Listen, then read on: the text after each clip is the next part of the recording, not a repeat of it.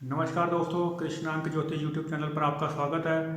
दोस्तों, आज एक और राजनेता योग के बारे में चर्चा करेंगे जो कि बहुत ही विचित्र आपको कुंडली दिखाई देगी। वह कुंडली जिनकी है उन्हें किसी परिचय की ज़रूरत नहीं है, क्योंकि वो इस समय भारत के गृह मंत्री हैं। और आइए आज उनके बारे में जानते हैं और उन बारीकियों को जानते हैं जिनके कारण वह यहाँ तक पहुँचे। आइए दोस्तों, अमित शाह की कुंडली देखते हैं। दोस्तों, यह जो लिया गया है डाटा, यह इंटरनेट से डाटा लिया गया है और इसमें कोई त्रुटि की संभावना भी रह सकती है, क्योंकि बहुत सारे जो पॉपुलर लोग जो आज पॉपुलर हुए हैं उनके बारे में ऐसा होता है कई बार कि जो डेट ऑफ बर्थ टाइम जो नेट पर इंटरनेट डाटा अवेलेबल होता है उसमें कई बार त्रुटि की संभावना रहती है। और उस हिसाब से कई बार ज्योतिषियों से भी यहाँ चूक हो जाना यहाँ स्वाभाविक है। लेकिन फिर भी जो डाटा अवेलेबल है, आइए उसके अनुसार उनकी कुंडली का यहाँ विश्लेषण करने की आवश्यकता है। आइए देखते हैं दोस्तों, कुंडली है अमित शाह जी की, जिनका जन्म 22 अक्टूबर सन 1964 को सुबह 5:25 मुंबई का बताया जाता है। और कन्या लगन की उनकी यहाँ कुंडली आपको बहुत ही यहाँ साधारण कुंडली दिखाई पड़ेगी, अगर कुंडली के हिसाब से जो भी ज्योतिषी मित्र अभी दिलचस्पी ले रहे हैं ज्योतिष सीखने में। कन्या लगन का जो स्वामी है यहाँ सूर्य के साथ बैठे हैं, जो कि सूर्य यहाँ नीच का आपको दिखाई दे रहा है। और चतुर्थ भाव में केतु जो कि उच्च के हैं। दशम भाव में राहु की स्थिति, यह बहुत ही ज़रूरी है यहाँ जानना दोस्तों। मैं यहाँ हाईलाइट कर रहा हूँ राहु को, और जो ज्योतिषी मित्र हैं वो जानते हैं यहाँ राहु को हाईलाइट क्यों किया जा रहा है। और शनि आपको यहाँ छठे भाव में दिखाई दे रहे हैं दोस्तों, जो कि बकरी हैं। शुक्र आपको यहाँ 12वें भाव में दिखाई दे रहे हैं, और सूर्य और शुक्र का यहाँ आपको राशि परिवर्तन हो रहा है। मंगल यहाँ नीच के हैं। आइए दोस्तों, अब देख लेते हैं कि किस किस ग्रह का नीच तत्व भंग यहाँ हो रहा है, यह जानना आवश्यक। उससे पहले अमित शाह जी के बारे में यह जानना ज़रूरी है दोस्तों कि अमित शाह ने एक साधारण कार्यकर्ता के तौर पर अपना राजनीतिक कैरियर शुरू किया था। सन 1987 में वो बीजेपी में शामिल हुए थे। इससे पहले वो आरएसएस के लिए कार्य करते रहे हैं, एबीवीपी के छात्र रहे हैं वो, जब वो अपना ग्रेजुएशन कर रहे थे दोस्तों। तो एक साधारण कार्यकर्ता के तौर के अलावा वो धीरे धीरे उनका कद बढ़ता गया। उन्होंने आरएसएस के लिए, शाखाओं के लिए बहुत से कार्य किया है। कई महत्वपूर्ण पदों पर वह कार्य किया है उन्होंने।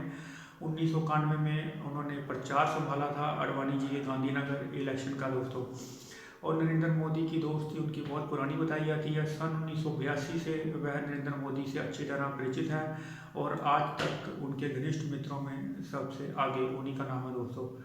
और उन्होंने अपना राजनीतिक कैरियर जैसे शुरू किया, उनको धीरे धीरे सफलता मिलने लगी। हालांकि ये बहुत लंबा समय आप देख सकते हैं कि जब उन्होंने इलेक्शन लड़कर जीता तो उसमें आपको दिखाई देगा कि लगभग 20-22 साल एक कार्यकर्ता के तौर पर बिताने के बाद उन्होंने एमएलए का पर्चा भरा और जीते भी। अमित शाह ने अपने राजनीतिक जीवन में बहुत से चुनाव लड़े हैं दोस्तों, और सभी चुनाव जीते हैं। अमित शाह कभी कोई चुनाव हारे नहीं है। और उनकी कुंडली के बारे में विवाद जानने भी यहाँ ज़रूरी है दोस्तों। 2009 में उनका नाम सराबुद्दीन एनकाउंटर मामले में आया था। यहाँ बताना इसलिए ज़रूरी है क्योंकि यहाँ जेल योग की चर्चा करनी भी ज़रूरी होगी, क्योंकि उनकी कुंडली का यहाँ विश्लेषण कर रहे हैं 2009 में। तो 2010 में उन्हें 29 या 25 जुलाई को उनको गिरफ्तार कर लिया गया और 3 महीने की उनको जेल हो गई।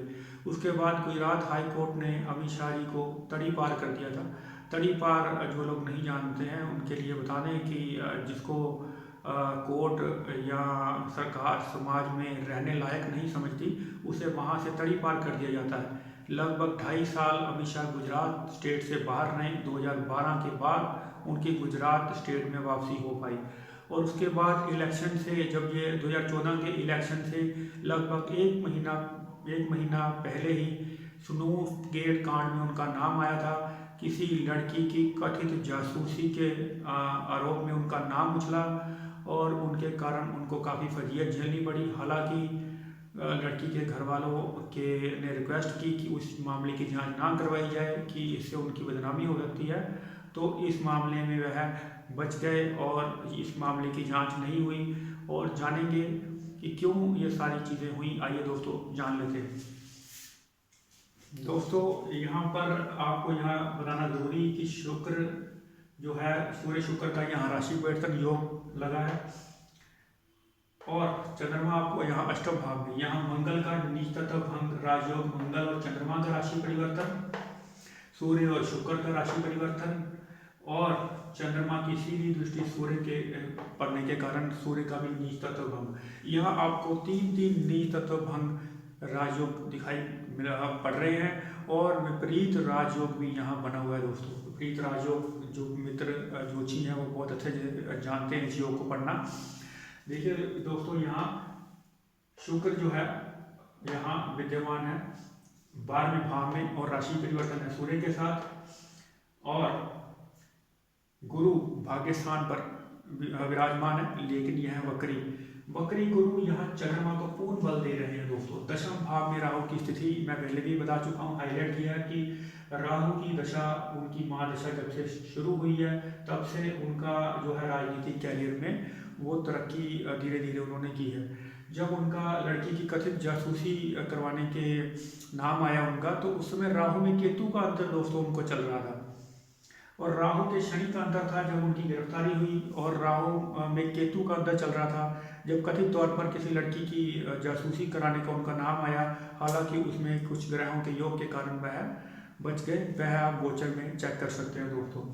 तो ये थी अमित शाह जी की कुंडली। शनि यहाँ वक्री स्थिति में है दोस्तों, लेकिन यहाँ पंचम को पूर्ण बल प्रदान कर रहे हैं। उनकी चंद्र कुंडली अगर आप देखेंगे तो आपको बहुत सी चीज़ें यहाँ समझ में आएंगी। चंद्र कुंडली के कारण ही उनको यहाँ बल मिल रहा है। अगर उस तरह से साधारण तरीके से कुंडली देखी जाए तो ना शुक्र की स्थिति आपको अच्छी दिखाई देगी 12वें भाव में, और मंगल भी यहाँ नीच का, और केंद्र में यहाँ कोई भी ग्रह दिखाई ना देने के कारण उतार चढ़ाव वाली कुंडली आती है। केंद्र में जब कोई ग्रह नहीं होता तो सेहत संबंधी परेशानियां होने के चांसेस भी दोस्तों रहते हैं। ऐसा अनुमान है कि जब शनि यहाँ वक्री होंगे 16 मई के बाद, तो उनको सेहत संबंधी परेशानी यहाँ आ सकती है, जो कि उनको राहु और मंगल की दशा, जो कि अंतिम दशा दौर है राहु की महादशा का, वो समाप्ति के कगार पर है। लेकिन सावधानी लेनी होगी, उनको अपनी सेहत का ध्यान रखना होगा। ऐसा अनुमान है कि 30 जुलाई 2021 तक का जो समय है उनकी सेहत के लिए अच्छा नहीं है। उनको सेहत के कारणों से कुछ समय के लिए राजनीति से दूर भी रहना पड़ सकता है दोस्तों।